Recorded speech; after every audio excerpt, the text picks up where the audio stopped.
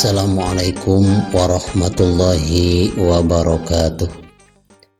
Bismillah, alhamdulillah, wassalatu wassalamu ala rasulillah Sayyidina Muhammad ibn Abdillah wa ala alihi wa sahbihi wa mawala.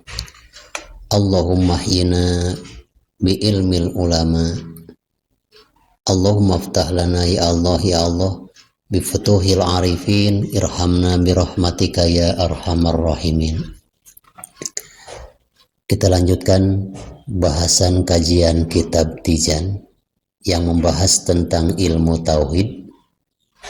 Tapi sebelumnya silakan tekan like, subscribe, dan share agar channel ini bisa lebih besar dan juga bisa lebih bermanfaat dalam menyiarkan, mensyiarkan agama Allah Subhanahu wa Ta'ala.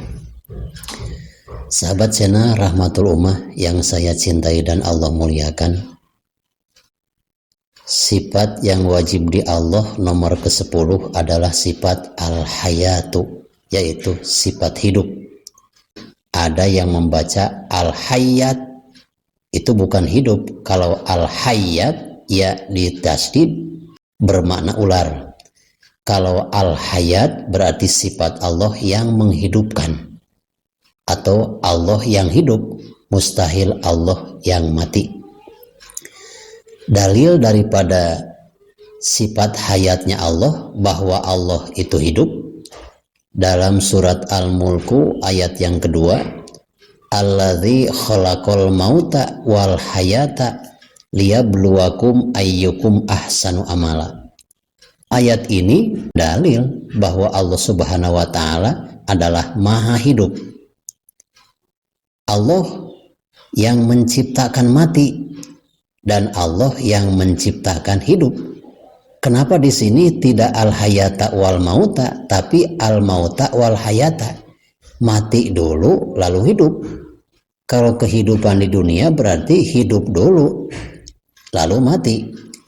Ini maksudnya yang disimpan di pertama oleh Allah Subhanahu wa Ta'ala, al-mauta wal hayata, berarti kita terlahir dengan keadaan mati.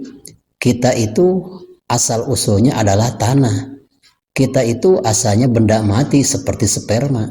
Lalu Allah menghidupkannya setelah menjelma menjadi manusia dari benda yang mati, lalu hidup. Itulah dengan kuasanya Allah. Jadi kesimpulan daripada ayat ini, Allah yang menciptakan kematian dan Allah yang menciptakan kehidupan.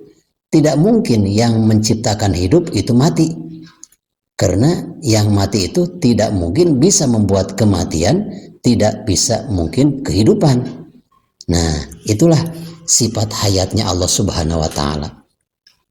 Lalu perbedaan antara hidupnya manusia dengan hidup Allah itu bagaimana? Wajib kita yakini bahwa hidupnya Allah itu tidak ada awal dan tidak ada akhir. Erat hubungannya dengan sifat bako. Tidak akan kena rusak. Jadi hidup Allah itu tidak ada awal, tidak ada akhir. Sebab hidupnya Allah bukan dihidupkan. Juga hidupnya Allah bukan diberi kesempatan hidup oleh yang lain. Lain halnya dengan manusia.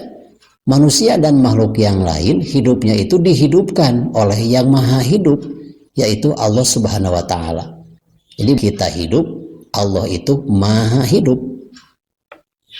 Yang namanya maha hidup tidak mungkin akan ada kematian, karena hidupnya Allah bukan dengan ruh.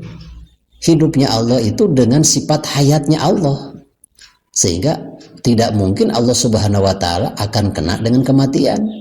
Lalu sepanjang apapun umur manusia tetap akan ada kematian. Karena apa? Hidupnya manusia dihidupkan dan hidupnya pun dengan ruh. Yang namanya hidup dengan ruh berarti hidupnya makhluk. Betapapun panjang umurnya tetap akan menemui tentang ajal kematian. Sahabat channel Rahmatul Ummah yang saya cintai dan Allah muliakan, yuk kita ngaji kitab Tijan sampai tuntas. di mana saja Anda berada. Wa yajibu fi haqqihi ta'ala al-hayat. Wajib kita berkeyakinan bahwa Allah Subhanahu wa taala mempunyai sifat hayat, yaitu hidup. Sifat hayatnya Allah wahya sifatun qadimah. Terdahulu sifat hidupnya Allah. Maksudnya Allah hidup bukan dihidupkan. Dan hidup Allah tidak mungkin kena dengan pengakhiran. Qaimatun bidzatihi ta'ala. Tusahihu lahu ayatasifa bil ilmi wa ghairihi. Karena Allah mempunyai sifat hidup, berarti Allah mempunyai ilmu dan sifat-sifat yang lain.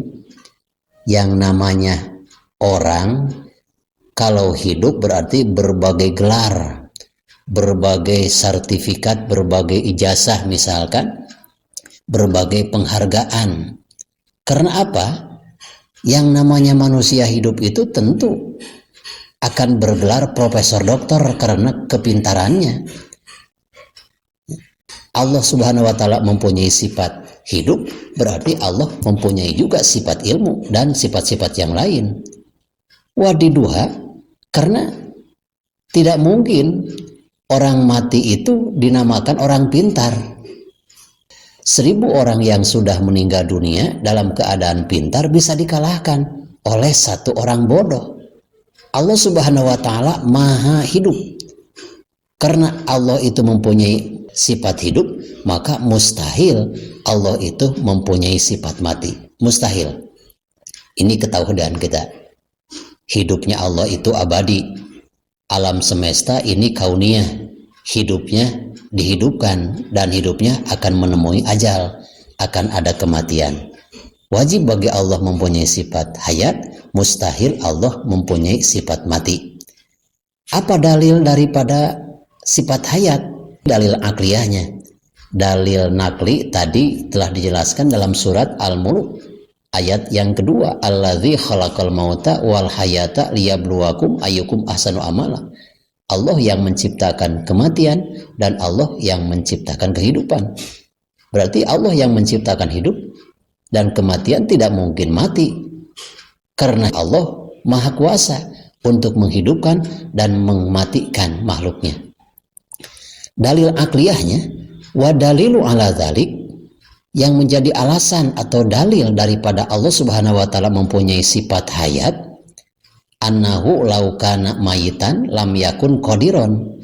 Seandainya Allah Subhanahu wa taala mati, maka tidak mungkin Allah Subhanahu wa taala berkuasa. Tidak ada makhluk yang sudah mati masih berkuasa.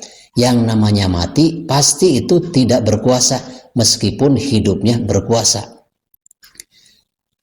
Seandainya Allah Subhanahu wa taala mati, pasti Allah Subhanahu wa taala tidak mungkin mempunyai sifat kudrat wala muridan.